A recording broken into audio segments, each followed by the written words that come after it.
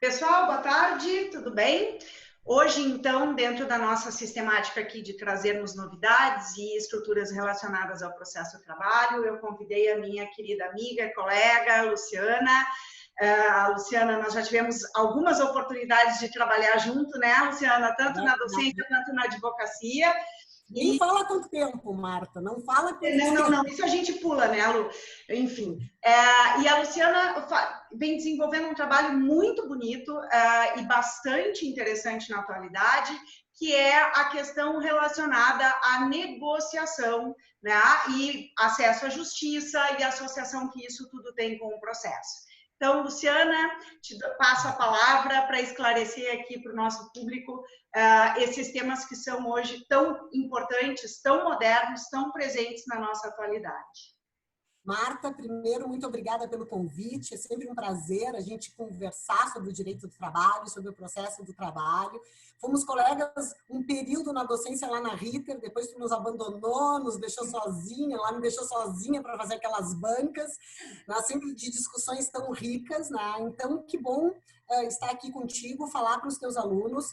E o que eu pensei em abordar de uma forma assim rápida, né? e bem focada na casuística, é a questão da negociação e o alcance que ela tem dentro do processo do trabalho. Né?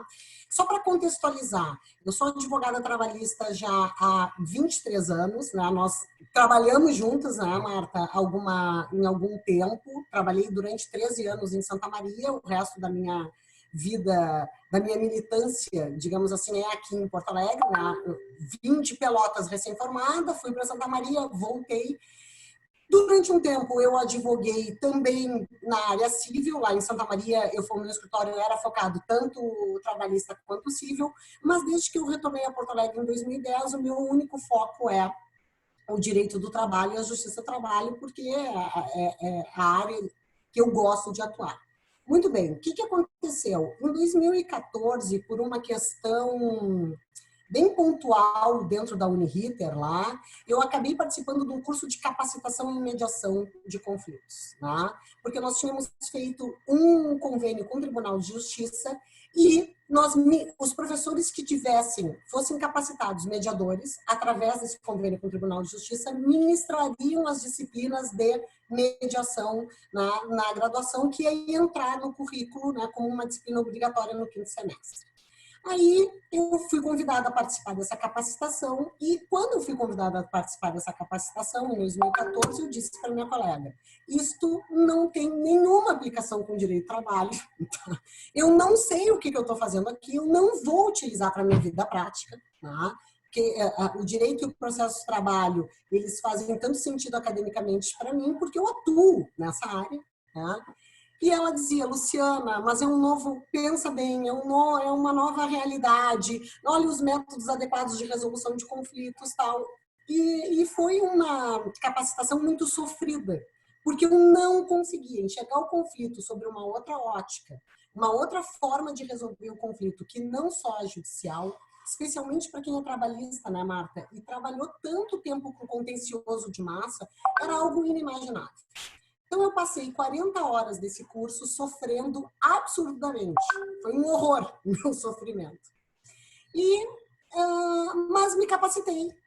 E fui uma das 5 professoras que implementou a disciplina na faculdade. O que acontece? Como a minha área de atuação sempre foi direito do trabalho, eu sempre fazia o vínculo com o direito do trabalho. Né? Dizia assim, tá, como é que eu posso trazer a mediação de conflitos, qual é a incidência que ela tem, qual é a aplicabilidade que ela vai ter no âmbito do direito do trabalho e do processo de trabalho. E nós tínhamos uma grande resistência por causa do desequilíbrio entre reclamante e reclamado, né? Aquela falta de paridade de armas e tal. Muito bem.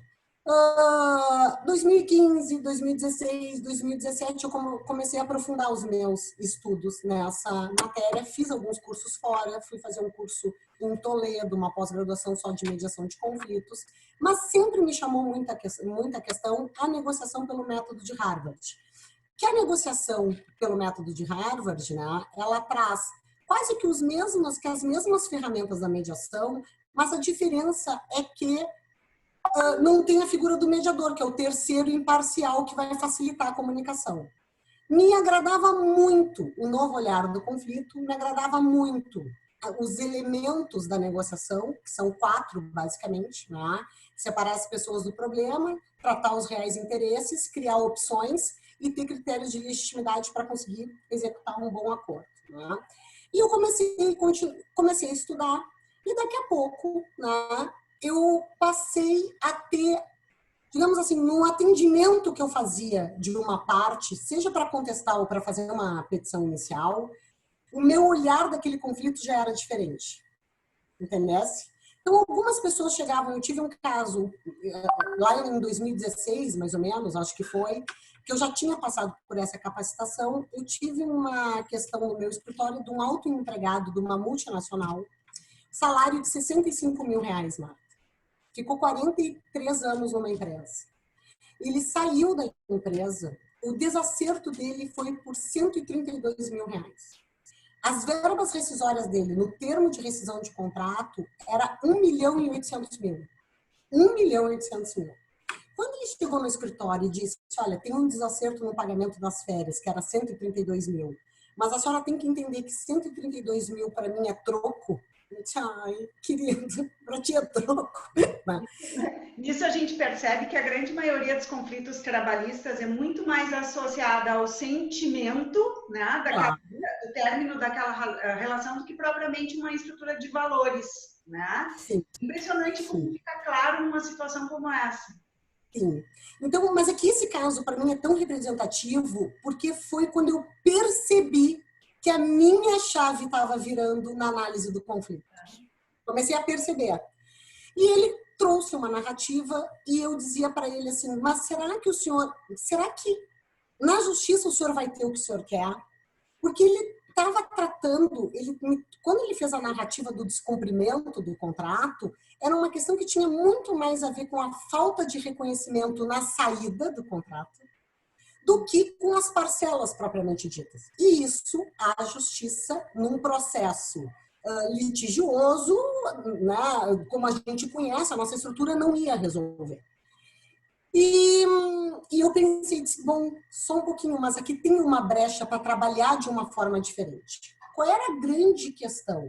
A grande questão é que a Justiça do Trabalho, ela não era aberta para um tribunal multiportas.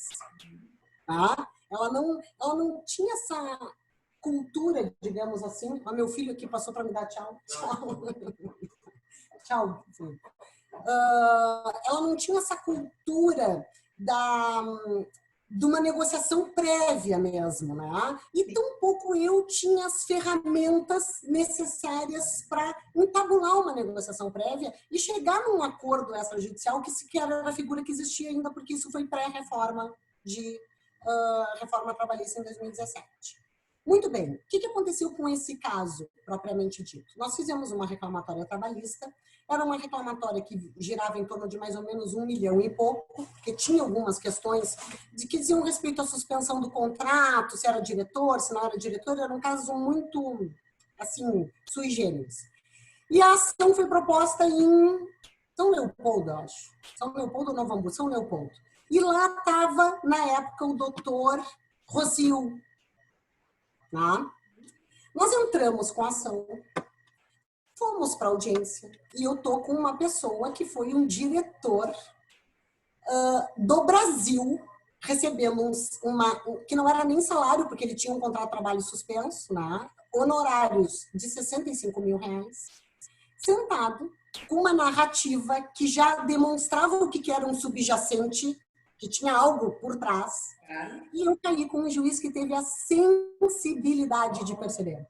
Ele percebeu que tinha alguma coisa naquela questão que dizia respeito não ao direito propriamente que estava sendo discutido. Muito bem. O que aconteceu? Primeira audiência, sem proposta de acordo, tal, ele marcou uma audiência, foi pautada para instrução, só que eu recebi uma nota de expediente depois marcando uma nova conciliação dali a 3 meses. O doutor Rosil ligou para a empresa, perguntou quando é que o diretor da Alemanha estaria no Brasil, e repautou uma audiência de conciliação. Quando ele repautou uma audiência de conciliação, ele trabalhou essa nova audiência quase como uma sessão de mediação. Ele fez sessões privadas, né? Caucus, que a gente estuda, né? como uma ferramenta da mediação. Então, ele utilizou todas as ferramentas da mediação e negociação para qualificar uma conciliação. O que aconteceu, Marta? Assim, rápidas tintas. Quando esse diretor veio para a audiência, ele sentou e falou para o meu cliente: eu fico muito triste que tenha acontecido esse desacerto na tua saída, porque olha como tu fosse importante para a empresa. Tu estás aqui desde os teus 16 anos, tu passasse por todas as fases da empresa. Nós não queríamos isso. E ele tinha me comentado: Luciana, eu saí da empresa, tinha uma festa para mim, eu não fui na própria festa que fizeram para mim. Né? E aí ele disse: olha, eu sinto muito, a pessoa que conduziu o teu desligamento não teve a sensibilidade de saber com quem ela estava tratando, tal. Resultado, em 4 meses se resolveu o processo, foi feito um acordo, na época, por R$450 mil. Eu me lembro que ele chegou e disse assim: ai, doutora, eu tô com medo que a senhora não queira fazer o acordo, porque a sua expectativa seria maior.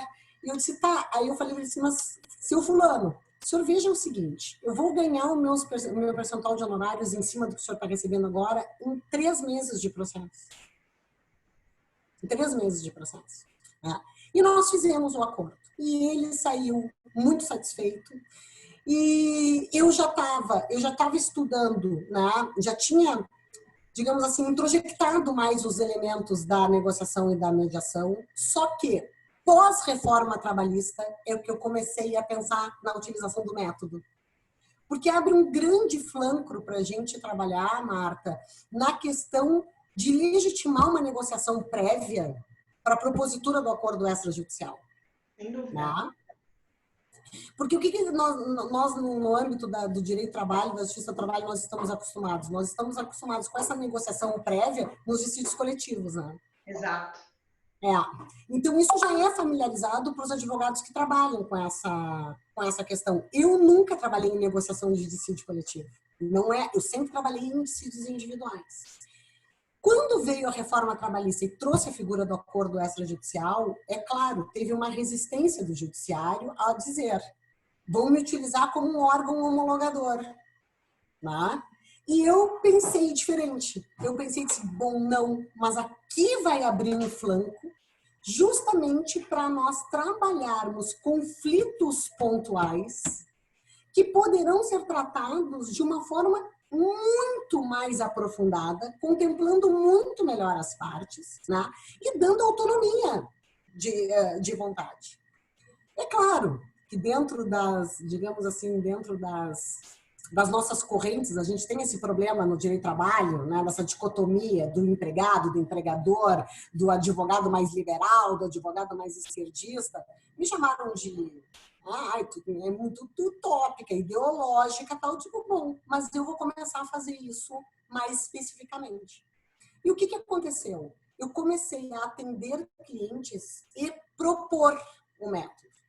E dizer o seguinte: olha, é como se tu me apresentasse uma determinada patologia, uma determinada doença, e eu te dissesse qual é o teu tratamento. Tu pode ter um tratamento, uma radioterapia, uma quimioterapia, fazendo uma analogia assim, médica, né? E comecei a trabalhar com isso em várias frentes, tanto para reclamante quanto para reclamado. Então, para reclamante, já aconteceu, eu tenho uma cliente que ela é médica num hospital de clínicas, ela tem um salário alto, ela chegou e me procurou com uma questão muito forte de um assédio moral, né, com uma síndrome de burnout e tal, e eu fiz a proposta, expliquei mais ou menos como é que funcionava o método, e ela, ao final, ela me disse assim: doutora, eu entendo tudo que a senhora me expôs, mas eu quero lhe dizer o seguinte: eu só consigo atingir essas pessoas com o processo judicial. Então, eu quero o processo judicial para atingi-las. Sim. Ok. Tu estás me dizendo que essa forma que o teu conflito pode ser resolvido, né? Eu imaginava que, nesse caso, este remédio preservaria mais o paciente, mas não tem problema tu optar pelo outro remédio. Então, antes de tentar uma negociação, que aí ela tem ela tem um método, ela tem bases, eu tenho que saber, eu tenho que pautar quais são os interesses das pessoas, né? Eu tenho que saber separar a pessoa do problema, eu tenho que saber quais são os relacionamentos, se a relação vai ser continuada ou se não vai ser, né? Fazer toda uma investigação com base nesse método de Harvard que eu adoto nessas negociações. Ela disse, a mim não me interessa. Nós até tentamos, eu fui para uma reunião, não teve muita receptividade, assim, não foi muito bem recepcionada, porque as pessoas meio que se assustam, né, no início, e ela, ao final ela disse, eu quero o processo para tal. Sim. Mas também, Marta, tive uma empresa com um acidente de trabalho com morte de um funcionário, morreu com 41 anos num acidente de aviação agrícola, que o dono da empresa é um ex-advogado, não vou dizer aqui o nome dele, mas tu deve conhecer ele, é um ex-advogado, trabalhava num escritório grande, nós trabalhamos juntos na época da CE e tal, ele representava uma das outras empresas, e ele me mandou uma mensagem e disse assim, Luciana, eu tenho te acompanhado, tenho visto que tu tem trabalhado com negociação, eu gostaria muito de chegar num acordo extrajudicial efetivamente negociado. Porque esse funcionário faleceu, ele deixou 2 filhas, deixou a mulher grávida, a empresa também sofreu um baque com isso. E eu sei qual é as minhas responsabilidades e eu gostaria de tratar isso numa mesa de negociação para tentar costurar um acordo extrajudicial, né, que efetivamente contemple. E ele foi no meu escritório e disse, bom, o método funciona dessa forma, porque a gente tem que sensibilizar o advogado da outra parte. Tu tem que sensibilizar a parte a participar da negociação, né?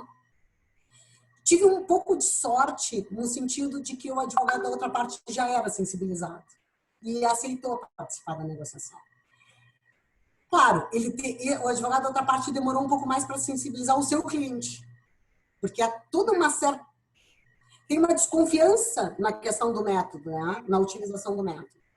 E aí nós já passamos por 3 reuniões, já formulamos propostas finais, tá? E estamos agora, nesse momento, esperando para, digamos assim, alinhar o acordo extrajudicial, que será proposto em juízo. E mais importante de tudo, vai ser o espelho do que aquilo que eles mesmos negociaram. Tá? Então, de uma maneira geral, acho que o mais importante de dizer aqui para os teus alunos é falar, olha, a negociação, ela é metodológica, ela tem ferramentas, ela é científica, ela é uma saída para tratar conflitos, né? Ela, no âmbito da justiça do trabalho, tem algumas desconfianças, porque isso, de uma certa forma, causa uma certa instabilidade no judiciário. Como assim? Será que eu estou empoderando? Retira do judiciário um certo poder que ele acredita ter, né? Mas, em compensação, salvo o melhor juízo, a minha posição no tocante a isso, e eu venho desenvolvendo algumas negociações, me parece que a gente deixa de enxergar as partes enquanto números e passa a observar o que efetivamente tem por trás do problema, né? Isso é extremamente importante. Porque senão, a solução ela nunca é suficiente ou real. Né? A grande maioria, no acidente do trabalho, isso é uma característica muito forte. Ok, eu ganhei a ação, recebi tantos milhões, né? Ou tantos mil reais, mas a vida nunca mais vai voltar daquele ente querido. Né? Todo o ranço que fica no tocante a posicionamento da empresa também permanece. E isso se espalha, nós temos não só um conceito de responsabilidade social, mas também, né, de identidade da empresa enquanto marca, enquanto partícipe, e eu acho que essa negociação prévia ela faz toda a diferença. Não, assim, olha, Marta, só para te ter uma noção, nesse caso em específico, tinha uma questão que foi tratada na mesa de negociação que estava emperrando, digamos, o ajuste da viúva. Uma que foi levantada várias vezes. Ela disse assim, ó, vocês sabem como é que vocês entregaram as roupas do meu marido num saco de lixo? É isso. Vocês entregaram um saco de lixo. E aí, o que ela ouviu da outra parte? Ela ouviu da outra parte assim, mas nós tínhamos muita preocupação do impacto, do sofrimento que tu teria de ver tanto sangue na roupa. E eu não tinha onde colocar a roupa. Então, eu te peço desculpas por causa disso. Eu não era nenhum momento em rebaixar, mas eu queria te proteger da imagem da roupa dele toda ensanguentada.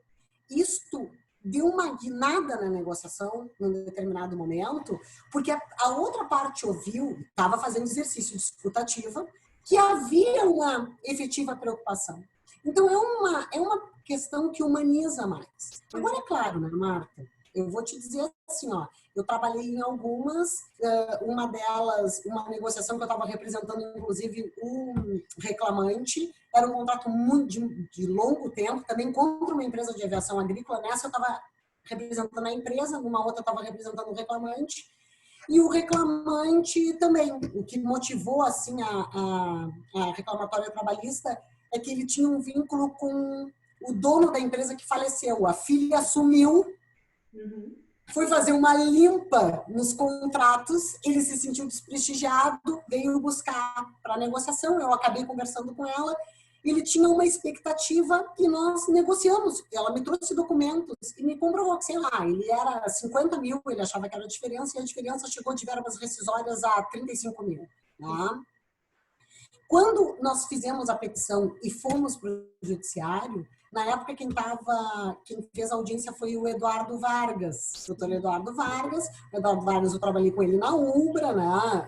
Ele foi advogado da Ubra, é um cara muito conciliador, é um cara que já foi advogado, ele tem uma cabeça assim, mais aberta. E ele, num determinado momento, na audiência, ele disse assim, doutora Luciana, a senhora me desculpe, mas eu me sinto desconfortável, porque como assim um vínculo de 20 anos, 35 mil? E aí eu tive que legitimar para ele, dizer por que o processo de negociação tinha sido legítimo. Eu disse, doutor, nós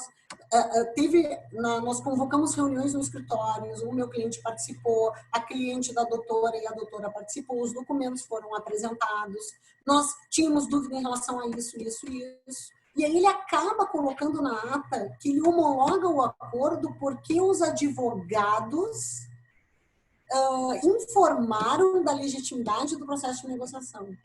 Sim. E depois ele me chamou no canto e disse assim, Luciana, mas é porque eu sei que tu está trabalhando com isso, então, mas eu fico desconfiado, porque não é bem assim que as empresas utilizam um acordo extrajudicial. Então, para tirar esse ranço, também é algo, né? Não é fácil, né? Nós tivemos anos e anos e anos de um tipo de atuação e agora estamos tentando, né, modificar isso e criar outras sistemáticas, mas até que isso seja algo que esteja incorporado à nossa prática, né, e com uma aceitação razoável do Poder Judiciário, acho que ainda temos um longo caminho. E eu acabei comentando com ele, disse, Eduardo, sabe o que vai acontecer? Porque essa cultura de pacificação, isso já está nos bancos escolares. O pessoal já está saindo com essa formação, é diferente da nossa época, né? Para mim é muito mais sofrido, para ti também fazer essa virada de chave, do que o pessoal que está agora na faculdade com essas cadeiras já dentro do currículo obrigatório. Eu disse para ele, daqui a pouco essas negociações não vão chegar para ser homologadas na Justiça do Trabalho, elas vão se resolver dentro dos grandes escritórios. Né? Então, eu acho sinceramente que isso é acesso à justiça. Tu não precisa do judiciário para ter acesso à justiça. E dos resultados que eu tenho tido excelentes resultados, né? De partes contempladas que se sentem felizes de serem ouvidas, se sentem felizes de ter identificação de interesse, que não é somente o direito, né? Não, só aquilo que está sobre digamos, a ponta do iceberg. Então, acho que é um tema bem legal para enfrentar dentro do processo do trabalho, porque é um procedimento prévio que legitima essa figura do acordo extrajudicial, né? Do 855.